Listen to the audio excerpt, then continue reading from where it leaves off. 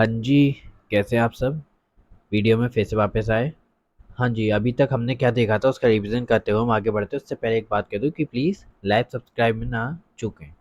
अब देखिए, अभी तक हमने पढ़ा था इसमें नॉर्मली कि वर्ल्ड में जब हम भारत आज़ाद हुए थे और एक न्यू डोमिनेंट कंट्री के नाम पे हमारा एक अगेन जो पुनर्जन्म हुआ था, रेजिस्टेंस हुआ था, उस वक्त में सब दुनिया के कई सारे देश थे जो कि डेवलप्ड भी थे, कुछ डेवलपिंग पे थे, तो वो सब कह रहे थे कि भारत एक नॉन डेमोक्रेटिक रूल को ही चला पाएगा। But India was decided to use to show as a democratic government, तो दुनिया वालों ने काफी मजाक उड़ाया। अब उस मजाक को देखते हुए जो कि अपने हमने फर्स्ट चैप्टर में पढ़ा था, याद होता आपको, तो उसमें हमने देखा कि है ना कई सारे तरह से लोगों ने मजाक उड़ाया कि भारत एक डेमोक्रेटिक गवर्नमेंट को बनाना चाहता है, वो भी इतनी बड़ी जनसंख्या में। ये इम्पॉसिबल है। अब इतनी बड़ी जनसंख्या का मतलब था, उन्होंने बताया कि जो हमारा कॉन्स्टिट्यूशन था वो बना तो 26 नवंबर 1949 में, 24 जनवरी 1950 में एक्सेप्ट हुआ और 26 जनवरी 1950 में लागू कर दिया गया। ये कॉन्स्टिट्यूशन सिर्फ लोगों के द्वारा बनाया गया था, लेकिन कौन इस कॉन्स्टिट्यूशन के पक्ष में, मीन्स कौन इन कॉन्स्टिट्यूशन को देखते हुए लॉज को बनाएंगे, कौन क्या करेगा, कौन क्या करेगा, उसके लिए गवर्नमेंट चाहिए। तो जब तक इलेक्शंस नहीं थे, जब तक गवर्नमेंट इंटरिम गवर्नमेंट के तौर पे थी, इंटरिम गवर्नमेंट बनाई थी। लेकिन जब हम डेमोक्रेसी की बात करने लगे तो हमारे दिमाग में आया हमें डेमोक्रेटिकली इलेक्टेड गवर्नमेंट की ज़रूरत है कंट्री के अंदर। अब डेमोक्रेटिकली इलेक्टेड गवर्नमेंट मतलब कि इलेक्शन होंगे। इसलिए सुकुमार सेन की उपस्थिति में, उस वक्त में सुकुमार सेन की उपस्थिति में हमने, एक मिनट, हाँ, उस वक्त में सुकुमार सेन की उपस्थिति में एक कमेटी बनाई गई जिसको हमने इलेक्शन कमिटी का नाम दिया। अब ये फर्स्ट इलेक्टेड कमिश्नर थे सुकुमार सेन, ठीक है ना। अब इस सुकुमार सेन ने जब 1950 में ये कमिटी को बना लिया हमने, तो सुकुमार सेन ने देखा कि यार इसमें दो दिक्कतें सबसे बड़ी है। पहली दिक्कत, ज़्यादातर लोग यहाँ पे इलिटरेट हैं, मीन्स 17 करोड़ पीपल्स में से at least 15% only are literate, and the remaining 85% was the illiterate person. And illiterate, that person which was not know about the writing, which was not know about the reading a book or etc, that all are the illiterate at perfect manner. They are not know, they are speak only. They are not write, not read and not learn. तो ये चीज हमने देखी थी, ये चीज है ना दिक्कत में आई थी सुकुमार सेन के सामने। दूसरी चीज थी कि जो 40 लाख कुछ महिलाएं थी, मीन्स यहाँ पे 40 लाख कुछ महिलाएं थी, उन 40 लाख वुमेन्स को जिस तरह से शो किया गया था वोटर लिस्ट में, वो था wife of this and daughter of this. अब इस तरह से उनका नाम भी नहीं लिखा गया था, इसलिए इलेक्शन कमीशन ने रिफ्यूज़ कर दिया कि भाई हम इलेक्शन नहीं कराएंगे इस तरह से, क्योंकि ये जो तरीका है ये बिल्कुल गलत है। इस तरह से आप इलेक्शन में एक डेमोक्रेटिकली वे को अपना नहीं सकते। जो ताकतवर लोग हैं वो कई सारे वोट्स को इस तरह से दे पाएंगे, और जो हल्के फुल्के लोग हैं, जो मीन्स हम कहना चाहते हैं डेमोक्रेटिकली जिसे हम गवर्नमेंट को चुनना चाहते हैं, इन लोगों से बनती है, नॉर्मल लोगों से बनती है। अब ये नॉर्मल लोग तो दे ही नहीं पाएंगे वोट, तो ये गलत चीज़ है। इसलिए यूनिवर्स एडल्ट फ्रेंचाइजी की हर किसी ने उपेक्षा की। हमने यहाँ पे देखा चेंजिंग मेथड ऑफ वोटिंग। हमने देखा कि सबसे पहले बैलॉट पेपर का यूज़ किया जाता था हमारे भारत में लगातार दो इलेक्शंस में। 1952, एक तो था 1952 और एक था 1957। लगातार दो इलेक्शंस में हमने इस तरह से बैलॉट पेपर का यूज़ किया था, ठीक है ना, इस तरह से बैलॉट पेपर का यूज़ किया था। लेकिन इस बैलॉट पेपर में सिर्फ सिंबल्स थे। उसके बाद हमने 1957 के बाद अगले 40 साल हमने यहाँ पर सिंबल्स के साथ साथ नाम भी लिखना चालू कर दिया था बैलॉट पेपर पे। तो यहाँ पे नाम लिखा है और आगे की साइड सिंबल लिखा है, मतलब सिंबल बना हुआ है। तो इस तरह से पूरा बैलेट पेपर का काम, मतलब बैलेट पेपर पे हम देखते थे। और बैलेट पेपर का यूज़ करते हुए हम एक जो वोटर है उसको बैलेट पेपर देते थे, वो अपना अंगूठा लगा करके उस बैलेट पेपर पे अंदर एक रूम में जाके अपना अंगूठा लगाता था और अपना अंगूठा लगा के उस बैलेट पेपर को डाल देता था वो बॉक्स के अंदर।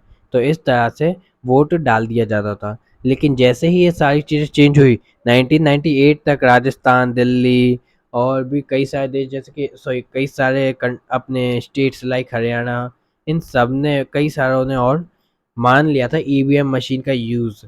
तो ईवीएम मशीन 2004 में भारत के अंदर परमानेंटली यूजेबल बन गई और परमानेंट बेसिस पे यूज़ करने लगे हम ईवीएम मशीन को, जो कि है इलेक्ट्रॉनिक वोटिंग मशीन। तो समझे, 1952 और 1957 जो थी हमारी, उसमें हमने 1952 और 1957 में हमने ओनली बुलेट पे ये बैलेट पेपर का यूज़ किया, जो इसमें सिर्फ सिंबल्स थे। फिर 1957 के बाद जब 1962 में इलेक्शन हुए, उसमें हमने यूज़ किया again, means ballot paper, but with the name. और इसके अलावा हमने फिर 1998 के बाद, या फिर कहें तो 2004 के बाद, कंप्लीटली ईवीएम मशीन पर शिफ्ट कर दिया।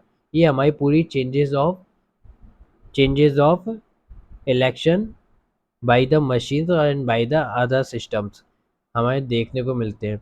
नाउ हम इसमें एक चीज़ देखते हैं, the election had to be postponed twice, मतलब कि हमने अब अभी तक देखा कि है ना, इलेक्शन 1952 में हुए थे, बट 1952 का इलेक्शन से पहले एक बार ये मौलाना अबुल कलाम आज़ाद, इनकी हम एक बार स्टेटमेंट पढ़ लेते हैं। इनका स्टेटमेंट क्या था?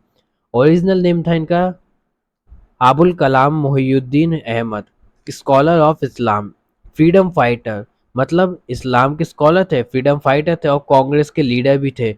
ये पोस्टपोन इन्होंने प्रोपोन्ड किया था Hindu Muslim unity, opposed the partition, member of constitution assembly, means ये एजुकेशन मिनिस्टर थे कैबिनेट में, फर्स्ट कैबिनेट के अंदर मौलाना अबुल कलाम आज़ाद।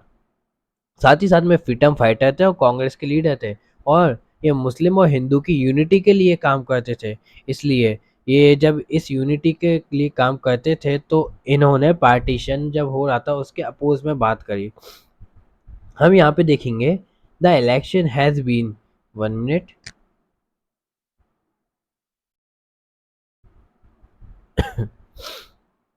हाँ, the election had to be postpone twice, election दो बार पोस्टपोन कर दिए गए थे, दो बार पोस्टपोन किए गए थे election, first in the 1951 and second in the 1952 फरवरी। तो इस तरह से दो बार इलेक्शन को पोस्टपोन किया गया। और फिर हुआ ये कि again, means since most part of the country voted in January, means हमने इलेक्शन को रेफर किया 1952 के अंदर ही, लेकिन इन दिसंबर, हमने दिसंबर में 1952 में इलेक्शन को हेल्ड किया। लेकिन फिर भी ज़्यादातर लोग जनवरी के अंदर ही 1952 में इलेक्शन में पार्टिसिपेट करने आए। इस इलेक्शन को कराने में 6 मंथ का टाइम लगा, मीन्स आज का इलेक्शन हमारा 3 से 4 दिन के अंदर हो जाता है, बट ये इलेक्शन में 6 मंथ लग गए थे हमें पूरा इलेक्शन कंप्लीट कराने में। अब campaign polling and counting to be completed, campaign polling और काउंटिंग कराने में 6 महीने लग गए थे, और 6 महीने के बाद रिजल्ट आया। Level of participation was encouraging, जो पार्टिसिपेंट्स थे, जो कि एमएलए एमपीज बनना चाहते थे, वो काफ़ी उत्साहित थे। When the result were declared, these were accepted as fair even by the losers, ये एक्सेप्ट किया गया कि जो रिजल्ट आया है वो बिल्कुल सही है। अब ऐसा क्यों? वो भी है ना लूजर्स के द्वारा, जो कि हार चुके थे उस इलेक्शन को, उन्होंने भी कहा कि जो रिजल्ट है वो बिल्कुल सही है, उसमें कोई दिक्कत नहीं है। Now the Indian experiment had proved the criticism wrong, अब इस तरह से क्रिटिसिज्म को रॉन्ग बता दिया था इंडियन एक्सपेरिमेंट ने। कैसे क्रिटिसिज्म को रॉन्ग?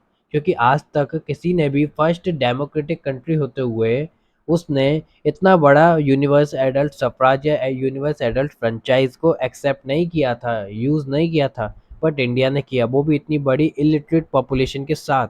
और वो उस चीज़ में, मतलब इंडिया इस चीज़ में सक्सेस पाए। तो उस सक्सेस की वजह से जो भी क्रिटिसिज्म हो रहे थे, वो सारी क्रिटिसिज्म इंडिया ने अपनी तरफ से रॉन्ग कर दिया कि तुम जो भी सोचो, बट हर कुछ मुमकिन है। Confounded all of these skeptics who thought the introduction of adult franchise too risky and experiments in the country. The Hindustan Times claimed that there is a universal agreement, means जो भी देश सोचते थे कि ये गलत है, ये मतलब कि आसान नहीं होगा ये भारत के लिए कि वो इस तरह से यूनिवर्सल एडल्ट फ्रेंचाइजी को अपनाए, उन सब ने कहा कि भाई ये तो दिक्कत होगी, क्योंकि भारत ने एक रिस्की काम कर दिखाया था उस वक्त में। ना हिंदुस्तान टाइम्स ने कहा, क्लेम किया, there is universal agreement that the Indian people have conducted themselves admirably in the largest experiment in democratic election in the history of the world। Means जो ये वर्ड है ना, हिस्ट्री ऑफ द वर्ल्ड, इस पे focus करते हुए हम देखेंगे तो हमारे सामने ये क्या बात कही जा रही है कि हिंदुस्तान टाइम्स ने क्लेम किया कि भारत ने ये जो काम किया है, ये काम ऐसा काम नहीं है जिसको नॉर्मली हम कह सकें कि है ना किसी के लिए भी करना आसान है। एक डेमोक्रेटिक कंट्री होते हुए वर्ल्ड में सबसे पहली बार जो ये काम किया है वो भारत ने किया है। और भारत की उस जनसंख्या ने किया है जो जनसंख्या इलिटरेट है। इसलिए हम कह सकते हैं कि democratic country universe adult franchise को एक्सेप्ट कर सके।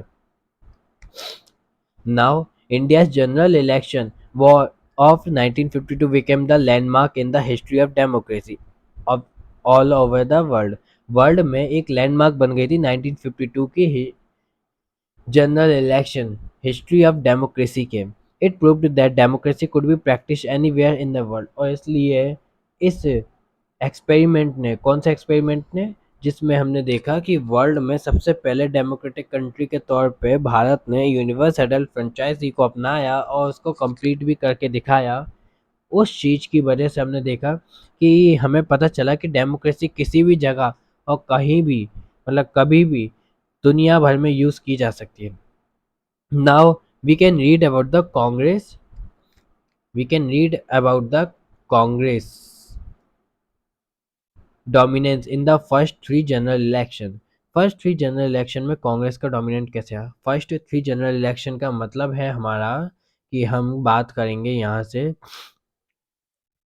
1952 से लेकर 57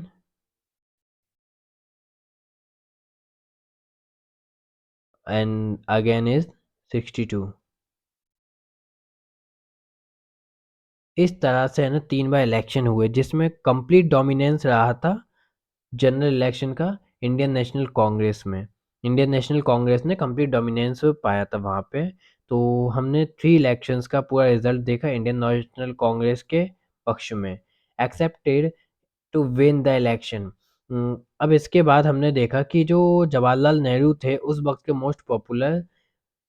मोस्ट पॉपुलर चैरिज्मेटिक लीडर थे, जो कि इंडियन पॉलिटिक्स के उभरते हुए चेहरे थे। He led the Congress campaign and toured through the country. वो जब भी जीतते थे तो जीतने के बाद वो पूरे देश के अंदर भ्रमण करते थे, मतलब घूमते थे और लोगों से मिलते थे। Victory of the Congress did surprise many. Victory of Congress जो थी, कांग्रेस की जो जीत थी, वो सरप्राइज करती थी कई सारे लोगों को। The party won 364 votes. जो फर्स्ट टाइम पार्टी वॉन हुई थी कांग्रेस की, उसको मिले थे 364 वोट्स एंड 489 सीट्स। 364 वोट्स और 489 सीट्स, सही मतलब पार्टी वॉन की थी 364 ऑफ द 489 सीट्स। 489 में से 364 सीट्स को पार्टी ने अचीव किया था। And in the first Lok Sabha के अंदर, and finished way ahead of the of any other challenge, the Communist Party of India that came next in the terms of seats। और इसके बाद जो कम्युनिस्ट पार्टी ऑफ इंडिया थी उसको मिली थी 16 seats.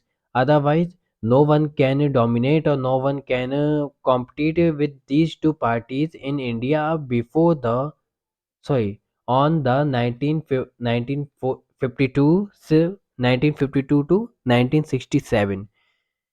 तो हमने ये देखा कि उस वक्त में अपोजिशन पार्टी खड़ी करने के लिए जो 47 सीट्स चाहिए होती हैं, सॉरी 52 सीट्स चाहिए होती हैं, वो भी कंप्लीट नहीं कर पा रही थी कम्युनिस्ट पार्टी, लेकिन फिर भी सेकंड लार्जेस्ट बिगर पार्टी बन चुकी थी communist party. Now we can see this map, and this map show the 1952 से 1967 domination of Congress party. There all are the part of Congress which was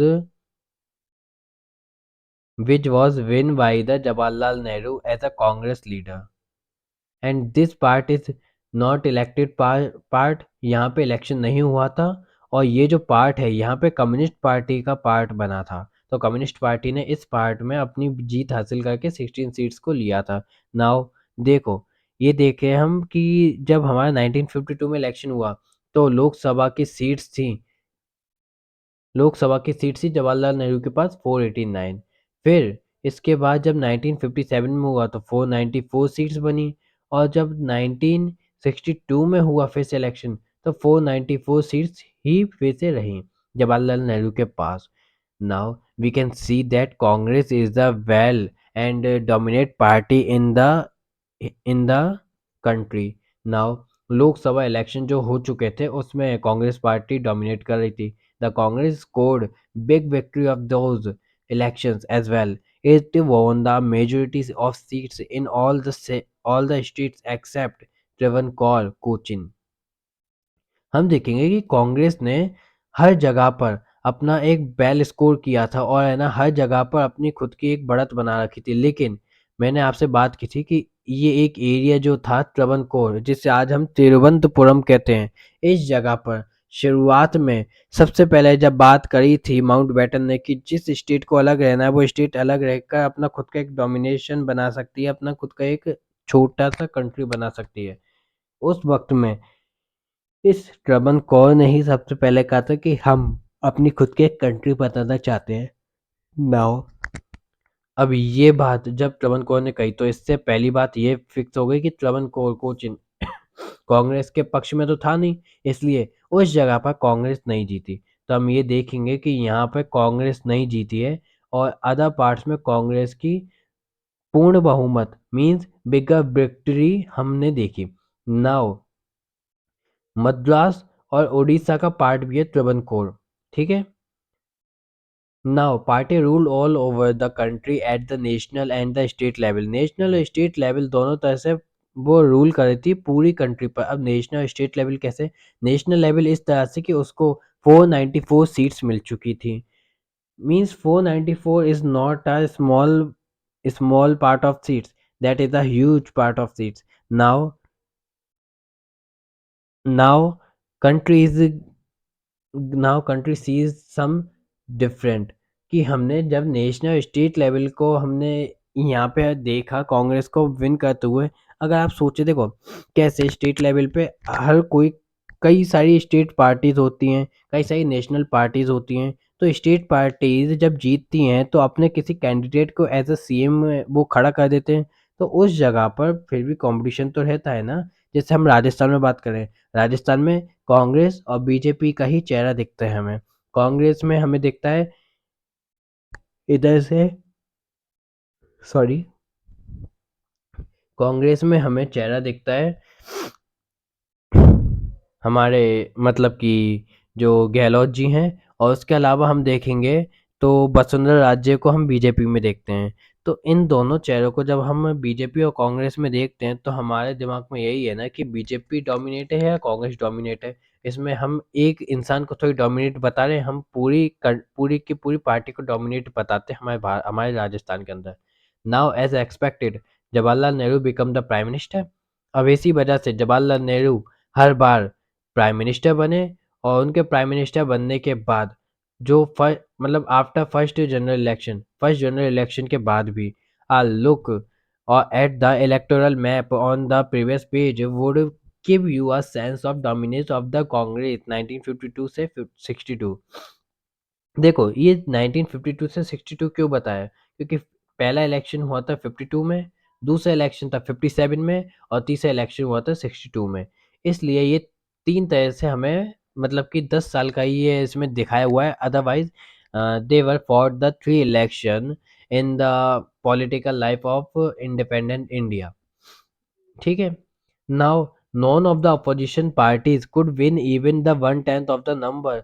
जो अपोजिशन पार्टीज थी, जो कि हम कह सकते हैं कि कम्युनिस्ट पार्टी उस वक्त में सेकंड लार्जेस्ट पार्टी थी, लेकिन वो भी one tenth one tenth seats को विन नहीं कर पाई थी, जीत नहीं पा रही थी भारत के अंदर। तो इस वजह से अपोजिशन पार्टी खड़ी नहीं हुई थी। In the state assembly elections Congress did not gate majority. लेकिन जो स्टेट असेंबली इलेक्शन थे उसमें कांग्रेस कुछ जगह पर ऐसी कुछ जगह थी जहां पर वो मेजोरिटी एक्सेप्ट नहीं कर पा रही थी, मेजोरिटी को गेन नहीं कर पाई थी इन फ्यू केसेस, कुछ केसेस में, लाइक दैट केरला।